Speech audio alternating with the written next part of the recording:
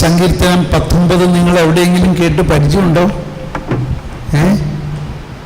സങ്കീർത്തനം 19 നിങ്ങൾ വേറെ എവിടെയെങ്കിലും കേട്ട് പരിചയമുണ്ടോ?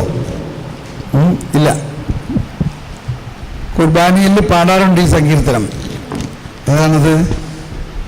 എങ്ങനെയാണ് കുർബാനയിൽ? ഒന്ന് പാടിയേ. അമ്പരമനവരതം ദൈവമഹത്വത്തെ വാഴ്ത്തിപ്പാടുന്നു, തൻ കരവിരുതല്ലോ വാനവിധാനങ്ങൾ ഉദ്ഘോഷിക്കുന്നു. പകലുകൾ പകലുകളോടവിരവത്തെ പുകളുറ ചെയ്യുന്നു. ഈ സങ്കീർത്തനത്തിൻ്റെ ഒരു 2-3 വരികളേ ഉള്ളൂ അതിനകത്ത്. പക്ഷെ എന്തിനാണ് കുർബാനയിൽ ആ വചനപാരായണത്തിന് മുൻപ് ഈ 19-ാം സങ്കീർത്തനം പാടുന്നത്? എന്തെങ്കിലും വചനവുമായിട്ട് അതിനൊരു ബന്ധമുണ്ടെന്ന് തോന്നുന്നുണ്ടോ?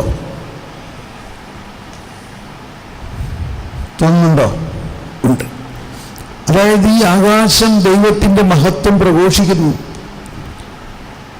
ഈ ഭൂമി, ഈ സൃഷ്ടി പ്രപഞ്ചം മുഴുവനും ദൈവത്തിൻ്റെ മഹത്വം പ്രഘോഷിക്കുന്നു. എന്തുകൊണ്ടാണ്? ഈ മനോഹരമായ ഈ തെങ്ങും കവുങ്ങും ഈ പ്ലാവും മാവും എല്ലാം ദൈവത്തിൻ്റെ മഹത്വം പ്രഘോഷിക്കുന്നത് എന്തുകൊണ്ടാണ്? അവയെ എല്ലാം സൃഷ്ടിച്ചത് ദൈവമാണ്. എങ്ങനെയാണ് ദൈവം അവയെ സൃഷ്ടിച്ചത്?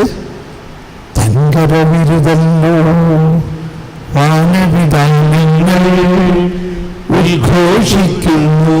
അതായത് ഈ വാനവിധാനങ്ങളും ഈ സൃഷ്ടി പ്രപഞ്ചം മുഴുവനും ഉദ്ഘോഷിക്കുന്നത് എന്താ? ദൈവത്തിൻ്റെ കരവിരുതാണ് ഞങ്ങൾ. എങ്ങനെയാണ് ദൈവം ഈ സൃഷ്ടി പ്രപഞ്ചത്തെ സൃഷ്ടിച്ചത്? എങ്ങനെയാണ്? തൻ്റെ വചനത്താലാണ് ഇതെല്ലാം സൃഷ്ടിച്ചത്. സകലതും അവനിലൂടെ സൃഷ്ടിക്കപ്പെട്ടു. വചനത്താലാണ് ഈ ആകാശവും ഭൂമിയും ഈ സൃഷ്ടി പ്രപഞ്ചം മുഴുവനും ദൈവം എന്തുകൊണ്ടാണ് സൃഷ്ടിച്ചത്? വചനത്താൽ. ആ വചനമാണ് ഇപ്പോൾ ഇവിടെ കുർബാനയിൽ വായിക്കാൻ പോകുന്നത്. അമ്പരമനവരതം ദൈവമഹത്വത്തെ വാഴ്ത്തിപ്പാടുന്നു, തൻകരവിരുതല്ലോ വാനവിധാനങ്ങൾ ഉദ്ഘോഷിക്കുന്നു. കരം, ദൈവത്തിൻ്റെ കരം ആണ് വചനം. ദൈവത്തിൻ്റെ കരം, ദൈവത്തിൻ്റെ കരവിരുതാണ് ഈ പ്രപഞ്ചം മുഴുവനുമെങ്കിൽ ഈ പ്രപഞ്ചത്തെ മുഴുവനും ദൈവം സൃഷ്ടിച്ചത് തൻ്റെ വചനത്തിലൂടെയാണ്. ആ വചനം ആരാണ്? ആ വചനം യേശുക്രിസ്തുവാണ്. ഈ 19-ാം സങ്കീർത്തനത്തിൽ മുഴുവനും നമ്മൾക്ക് വീണ്ടും ഒരു ക്രിസ്റ്റോസെൻട്രിക്, ക്രിസ്തു കേന്ദ്രീകൃതമാണ് ഈ സങ്കീർത്തനം മുഴുവനും. ഇനി നമ്മളുടെ ട്യൂണിലൊന്ന് പാടിയേ. ആകാശം ദൈവത്തിൻ്റെ മഹത്വം പ്രഘോഷിക്കുന്നു,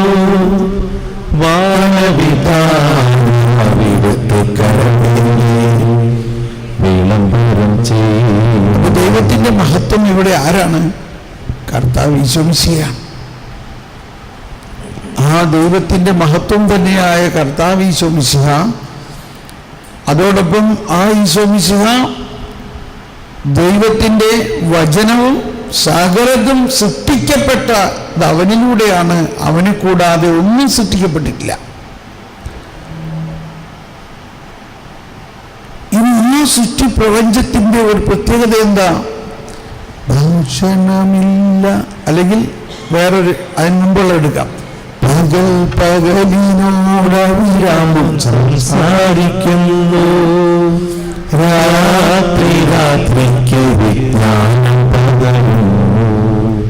ഇത് ഇപ്പൊ നമ്മുടെ ധ്യാനത്തിൻ്റെ ആരംഭ ദശയിൽ അത്ര ഗ്രഹിക്കാവുന്ന ഒരു കാര്യമല്ല. എങ്കിലും നിങ്ങൾ അതൊന്ന് മനസ്സിൽ നിർത്തുക. പിന്നീട് നമുക്ക് സമയമുണ്ടെങ്കിൽ വീണ്ടും വിശദീകരിക്കാം. ഇത് പ്രകൃതിയുടെ പ്രകൃതിയുടെ ഒരു വികൃതിയാണ്, പ്രകൃതിയുടെ ഒരു തത്വമാണ്. പ്രകൃതിയുടെ ഒരു തത്വം ഇതാണ്: പകൽ ഒരിക്കലും രാത്രിയോട് സംസാരിക്കില്ല, രാത്രി പകലിനോടും സംസാരിക്കില്ല. പകൽ എന്ത് ചെയ്യും? പകല് അടുത്ത പകലിനായി കാത്തിരിക്കുന്നു. അതാണ്. നീ ഒന്ന് പാടി നോക്കിയേ. പകൽ പകലിനോടവിരാമം സംസാരിക്കുന്നു, രാത്രി രാത്രിക്ക് വിജ്ഞാനം പകരുന്നു. അപ്പൊ രാത്രി അടുത്ത രാത്രിക്ക് വേണ്ടി കാത്തിരിക്കുകയാണ് ചെയ്യാറ്.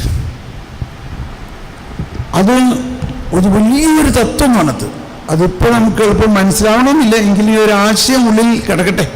ഇപ്പൊ പ്രത്യേകിച്ച് ഇവിടെ കർമ്മലീത്ത സിസ്റ്റർമാർക്കൊക്കെ ഈ വാക്കുകൾ ഭയങ്കര ഭയങ്കര ഭയങ്കര വിസ്മരണീയമായ കാര്യങ്ങളാണ്. അപ്പൊ ഇതിൽ നിന്നാണ് ഈ ആധ്യാത്മികതയുടെ, ദൈവഭക്തിയുടെ, അല്ലെങ്കിൽ ഒരു ദൈവിക ലയനത്തിൻ്റെ ബാലപാഠങ്ങൾ നമ്മൾക്ക് കിട്ടുന്നത്. രാത്രി രാത്രി രാത്രി എന്ന് കേൾക്കുമ്പോൾ തന്നെ ജോൺ ഓഫ് ദ ക്രോസിനെ ഓർമ്മ വരുന്നത്. രാത്രി എന്ന് കേൾക്കുമ്പോൾ തന്നെ ഇരുണ്ട് കേൾക്കുമ്പോൾ മറ്റു ചിലവർക്ക് ഓർമ്മ വരുന്നത് പിശാചിനെയാണ്. ബന്ധന പ്രാർത്ഥനയും ബഹളവും ഒച്ചമയ്ക്കാം. ഇത് അങ്ങനത്തെ ഒരു ഇരുളല്ല. ഇത് ദൈവസ്നേഹത്തിൻ്റെയും ദൈവത്തിലുള്ള വിശ്വാസത്തിൻ്റെയും ഏറ്റവും വലിയ അനുഭവത്തിലുണ്ടാകുന്ന ഒരു ലയനമാണ് അവിടെ. രാത്രി രാത്രിയുമായിട്ട്, പകൽ പകലുമായിട്ട്. എന്നിട്ട് അവരുടെ സംഭാഷണം കേൾക്കണം. എന്താ കേൾക്കാനുള്ളത്? ഭാഷണമില്ല, വാക്കുകളില്ല, ശബ്ദം പോലും കേൾക്കാനില്ല. കണ്ടോ? പടി അടുത്ത വരി. ഭാഷണമില്ല, വാക്കുകളില്ല, ശബ്ദം പോലും കേൾക്കാനില്ല, ശബ്ദം പോലും കേൾക്കാനില്ല. എന്നിട്ടും അവയുടെ സ്വരം ഭൂമിയിലെന്നും വ്യാപിക്കുന്നു. അവയുടെ വാക്കുകൾ ലോകത്തിൻ്റെ അതിർത്തിയോടെത്തുന്നു. ഈ വാക്കുകളില്ലാതെ, ഭാഷണമില്ലാതെ, കണ്ടോ? ഭാഷണമില്ല, വാക്കുകളില്ല, ശബ്ദം പോലും കേൾക്കാനില്ല. അപ്പൊ ഇത് ഒരു വിധത്തിൽ ഈ സൃഷ്ടി പ്രപഞ്ചം മുഴുവനും നമ്മളോട് സംസാരിക്കുന്നുണ്ട്. ഈ ആകാശവും ഈ നക്ഷത്രങ്ങളും ഈ സൗരയൂഥം മുഴുവനും നമ്മളോട് എന്തോ സംസാരിക്കുന്നുണ്ട്. എന്നാൽ അത് വാക്കുകളേക്കാൾ വളരെ വലിയ തരത്തിലാണ്. ഒരു വാക്കുകളിലും ഉൾക്കൊള്ളാൻ പറ്റാത്ത അത്രയ്ക്ക് വലിയ കാര്യങ്ങളാണ് നമ്മളോട് സംസാരിക്കുന്നത്. ഇപ്പോൾ ഉദാഹരണത്തിന് ഗുരുത്വാകർഷണ ശക്തി നമ്മളോട് സംസാരിക്കുകയാണ്. വാക്കുണ്ടോ അതിന്?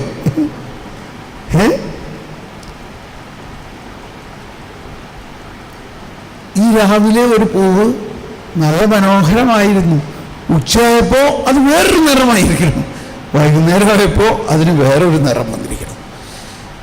നമ്മൾ പറയും, ഓ ഈ പൂവിലെ ഓന്ത് കളർ മാറുന്ന മാതിരിയാണല്ലോ എന്ന് പറയും. പക്ഷേ അത് നമ്മളോട് സംസാരിക്കുകയാണ്, അത് നമ്മളോട് സംസാരിക്കുകയാണ്. ഈ പടർന്നു കയറുന്ന പാവല്, ഞാൻ ഒരുപാട് പ്രാവശ്യം ഈ പാവലിൻ്റെ അടുത്ത് പോയി നിന്നിട്ടുണ്ട്. എങ്ങനെയാണ് അതിൻ്റെ ആ സ്പ്രിങ് മാതിരി, അതിൻ്റെ ആ വള്ളി സ്പ്രിങ് മാതിരി ആകണത്? ഞാൻ നോക്കി നിൽക്കുമ്പോൾ അതാവില്ല. ഞാൻ കുറേ നേരം നിന്നും അടുത്ത് എവിടെയെങ്കിലും പോയി വരുമ്പോഴേക്കും അത് സ്പ്രിങ് ആവും. എനിക്ക് ഭയങ്കരമായിട്ട് ബോധ്യമുണ്ട്, ഈ പാവല് എന്നെ നോക്കിക്കൊണ്ടിരിക്കുകയായിരുന്നു. ഞാൻ അവനെ നോക്കുന്നത് നോക്കിയിട്ട് ഞാൻ കാണാതെ ഇത് ചെയ്യാനുള്ള പരിപാടിയിലാണ്. ഞാൻ മാറുമ്പോഴേക്കും അത് സ്പ്രിങ് ആവും. I believe this. അതെങ്ങനെ അത് സ്പ്രിങ് ആവണത് പറയും? ഇതൊക്കെയാണ് ഭാഷണമില്ല, വാക്കുകളില്ല, ശബ്ദം പോലും കേൾക്കാനില്ല, എന്നിട്ടും അവയുടെ സ്വരം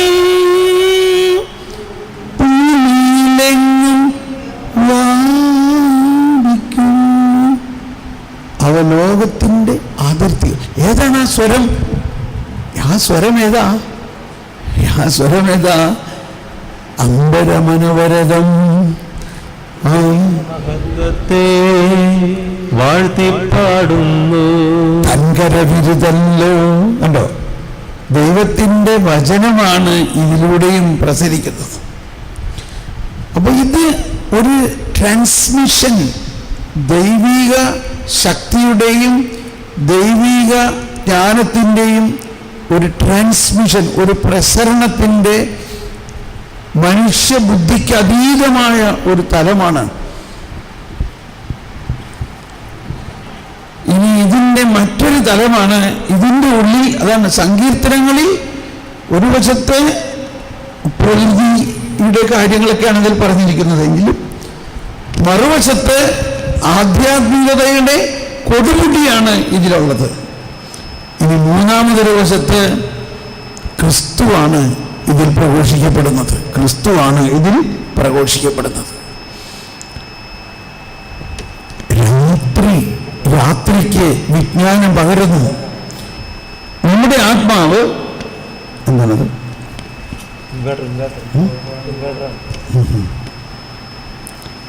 നമ്മുടെ ആത്മാവിൻ്റെ ഇരുണ്ട രാത്രി എന്ന് പറയുന്നത്,